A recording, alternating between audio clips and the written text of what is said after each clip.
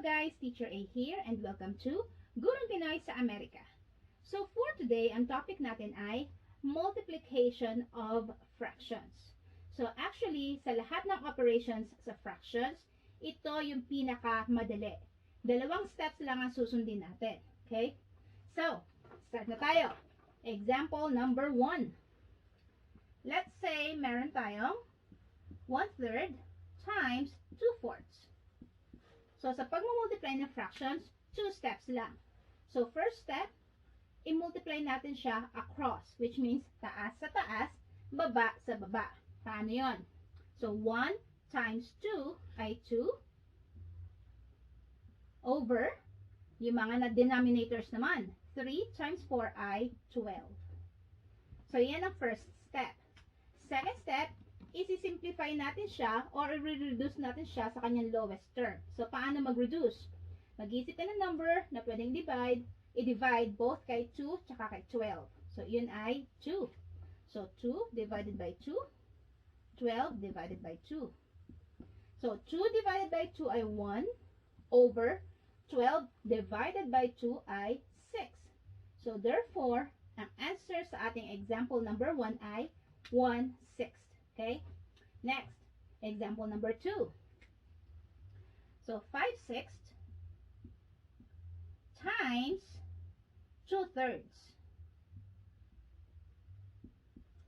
So, ipo-follow pa rin natin yung same steps. So, first step, multiply across. Numerator times numerator, denominator times denominator. Taas sa taas, baba sa baba. Okay? So, 5 times 2 ay 10. Over 6 times 3 ay 18. Second step is simplify or reduce the lowest term. Saan pwedeng i-divide si 10 tsaka si 18? Okay. Pwede siyang i-divide sa 2. So, divide natin both by 2. So, therefore, ang simplified form niya ay 10 divided by 2 ay 5 over 18 divided by 2 ay 9. So, ang answer natin ay 5/9. Actually, merong ibang way ng pagmumultiply kapag ganito ang given na kung saan yung magiging sagot mo ay yung simplified form na. So, paano yon? So, halimbawa, ito ang given natin, yung 5/6 times 2/3.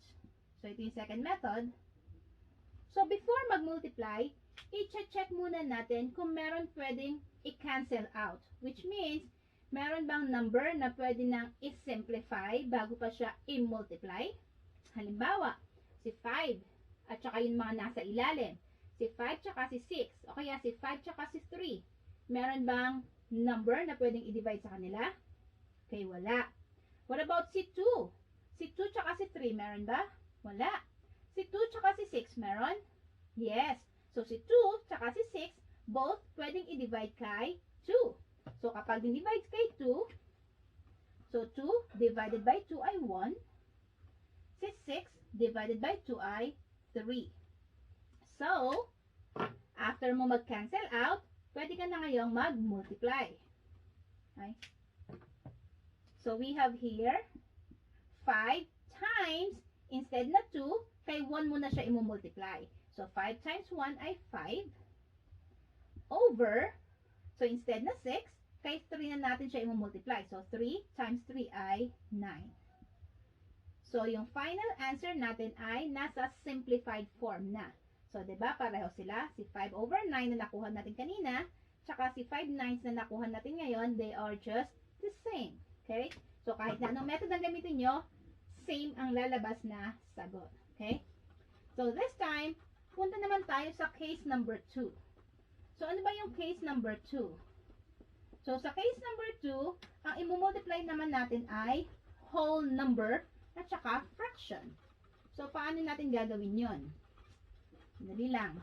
Medyo mahirap magbura sa ating bagong marker. Okay. Example number 2. So, ang given natin ay 4 times 5/8. Okay? So, yung whole number, minumultiply kay fraction. So, paano yon? Yung whole number or any whole number, automatically, yung denominator niya ay 1. So, this is understood to be over 1. Okay? So, ganun ulit. Taas sa taas, baba sa baba. Pero, kung meron kayong pwede nang i-simplify or meron na kayong pwedeng i-cancel out, gawin nyo na para hindi malaki yung isi-simplify nyo mamaya. So, meron ba? Okay. So, si 4 at saka si 8, pwede silang i-divide kay 4. So, si 4 divided by 4 ay 1. Si 8 divided by 4 ay 2. Now, solve na natin. 1 times 5 ay 5 over 1 times 2 ay 2. So, yun ang first step. 5 over 2. Ito na bang final answer? Not yet. So, kahit nag-reduce na tayo dito or nag-simplify na tayo dito, si 5 over 2 ay improper fraction, which means, i-divide natin yung numerator sa denominator kasi mas mataas siya. Okay? So, para ma-simplify, i-divide natin yung numerator sa denominator. Okay? So, 5 divided by 2 ay 2. 2 times 2 ay 4.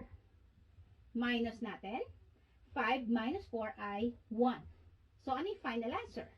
So, kapag sinimplify ito, yung ating quotient na 2 ang magiging whole number. Yung ating remainder ang numerator. Ang ating divisor ang ating denominator. So, therefore, ang final answer natin ay 2 and 1 half. Okay? Next, this time, case number 3 naman tayo. So, sa case number 3, ang imumultiply naman natin ay mga mixed numbers. Which means, meron tayong whole number, meron tayong fractions. So, paano ba mag-multiply ng mixed numbers? Example. Halimbawa, meron tayong 3 and 1/3 times 2 and 1/4.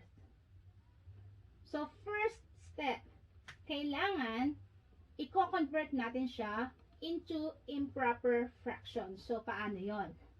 So, mumultiply yung whole number at saka yung denominator.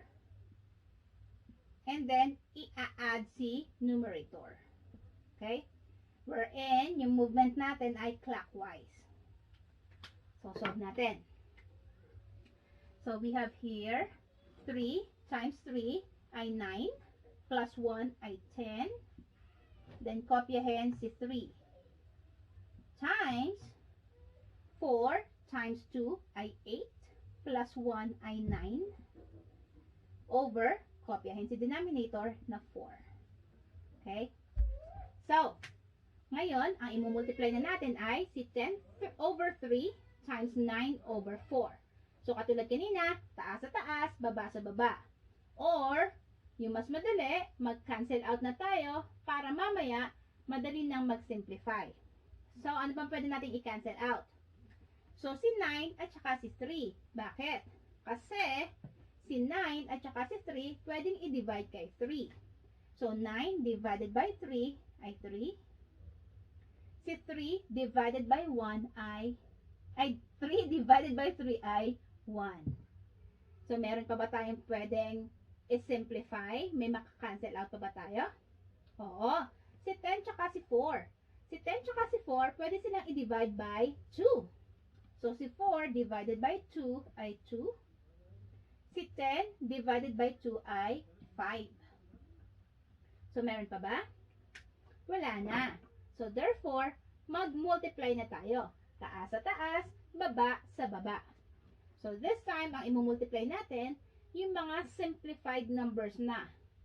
So, 5 times 3 ay 15 over 1 times 2 ay 2. So, yan. Ito na ba ang final answer? Hindi pa. Kasi, mas malaki yung numerator sa denominator. So, meron tayong improper fraction na dapat i-convert into mixed number. So, paano yun? Divide uli natin siya. 15 divided by 2 Ilang 2 meron sa 15? Okay, so we have 7. 7 times 2 ay 14. Minus natin siya, 1. So, therefore, ang simplified form ng 15 over 2 ay kopyahin ang whole number na 7. Kopyahin ang ating remainder, siya ang magiging numerator, over yung divisor ang magiging denominator.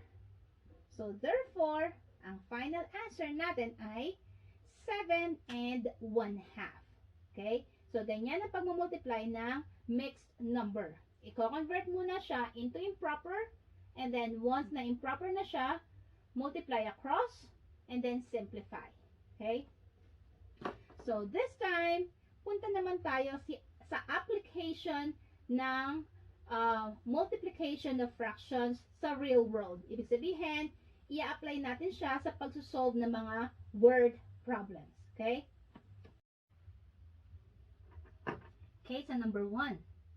Cardo used 2/3 of 5 and 1/2 meters of ribbon for his artwork.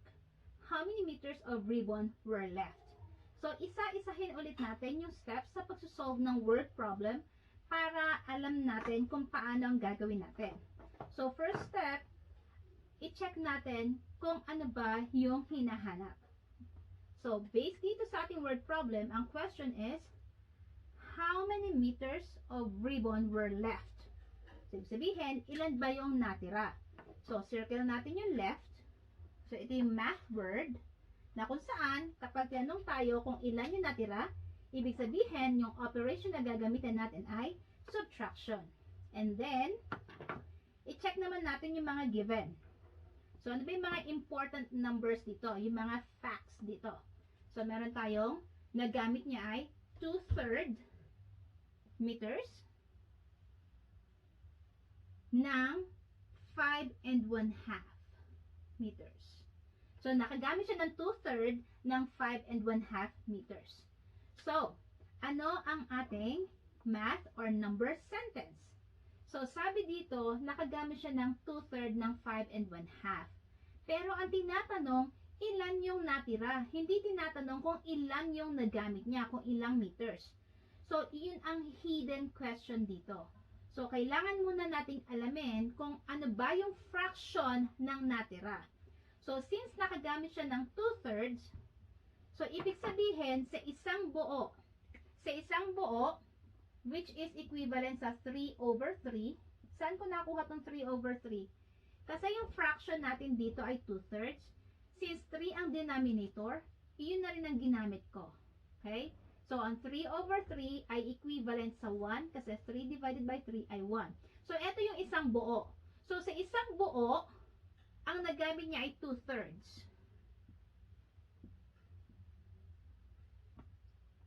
So, ilang ang fraction ng natira?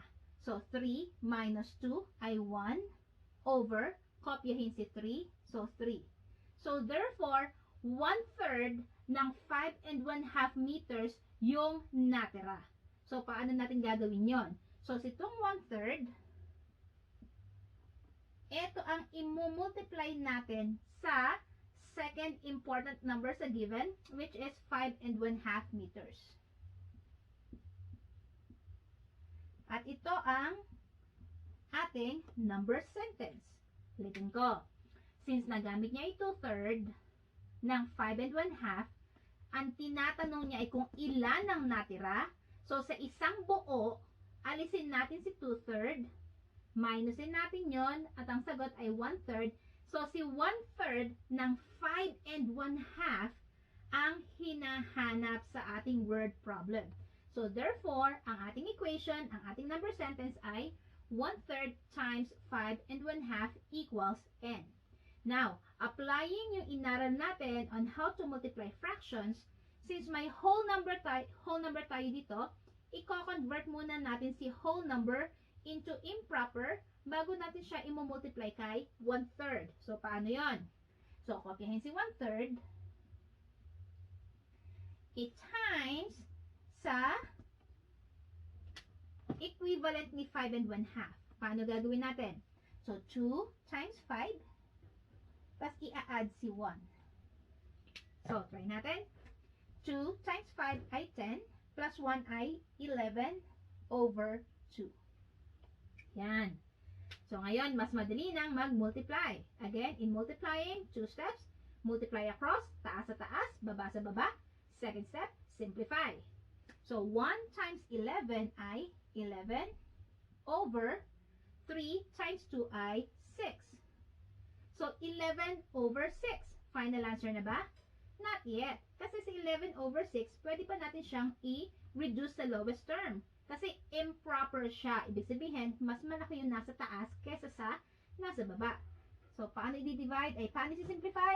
I-divide lang. So, 11 divided by 6 ay 1. 1 times 6 ay 6. Minus natin. 11 minus 6 ay 5. Therefore, ang simplified form nito ay 1 and 5 over 6. So, ang sagot natin dito sa ating question number 1 ay, so how many meters of ribbon were left? So, meron tayong 1 and 5/6 meters of ribbon were left. Yan. So, ito ang ating final answer. Okay? Next, punta naman tayo sa question number 2 or word problem number 2. Diana bought 8 and 2/4 kilograms of fruits. She put 7 over 8 of them in a nicely wrapped basket. So, how many kilograms of fruits were in the basket? So, this time, wala na siyang hidden question katulad ng example number 1. Kasi, kung ano yung given, yun mismo yung hinahanap niya. So, sabi sa given, meron siyang 8 and 2/4 kilograms ng fruits na kung saan yung 7/8 ng 8 and 2/4 ay nilagay niya sa basket. So, ang tinatanong dito, kung ilang kilograms yun nasa basket. So, therefore, imumultiply lang natin siya directly. So, pero bago yon, isa-isahin muna natin siya. Since word problem to, again, yung first step, what is asked? Underline natin kung ano yung tinatanong. Ilang kilograms ng fruits yung nasa basket. And then, ano-ano yung mga important facts or yung mga important numbers or quantities? So, meron siyang 8 and 2/4 kilograms. And then, 7/8 nun yung nasa basket. After that, ano yung number sentence? So, yung number sentence natin, sabi rito, 8 and 2/4 ang binili niya. 7/8 nun yung nasa basket. So, i-multiply lang natin siya. Okay? So, again, pag multiply ng mixed number tsaka ng fraction, gagawin muna natin sa mixed number, isi-simplify or i-convert natin siya sa improper fraction by multiplying yung whole number sa denominator and then i-add si numerator. So, 8 times 4 ay 32 plus 2 ay 34 over 4 times 7 over 8. Meron ba tayong maka-cancel out para mabilis tayong makakuha ng final answer? Yes. So, sa 34 at saka si 8, pwede siyang i-divide sa 2. Okay? So, si 8 divide sa 2 ay magiging 4. Si 34 i-divide sa 2 ay 17. Yan. So, meron pa ba? Okay. Wala na. So, therefore, i-multiply na natin siya across. Sabihin, taas sa taas, baba sa baba. So, unahin natin si 17 times 7. Multiply natin. 17 times 7. So, 49. Carry 4. So, 7 times 1 ay 7. Plus 4 ay 11. So, meron tayo dito 119 over 4 times 4 ay 16. Now, yun na bang final answer? No, not yet. Kasi, meron tayo dito improper fraction. So, i-erase ko na yung sagot natin kanina sa number 1 para may space.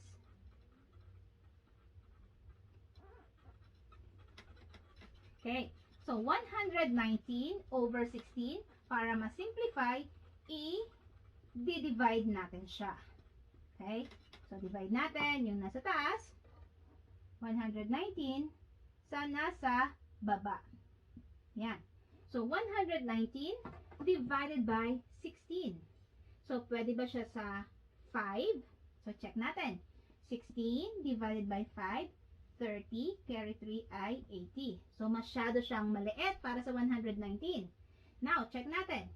So, si 16 ba ay pwede sa, let's say, sa 8. Tingnan natin, baka naman masyadong mataas. So, 16 ay 6 times 8 ay 48. Carry 4.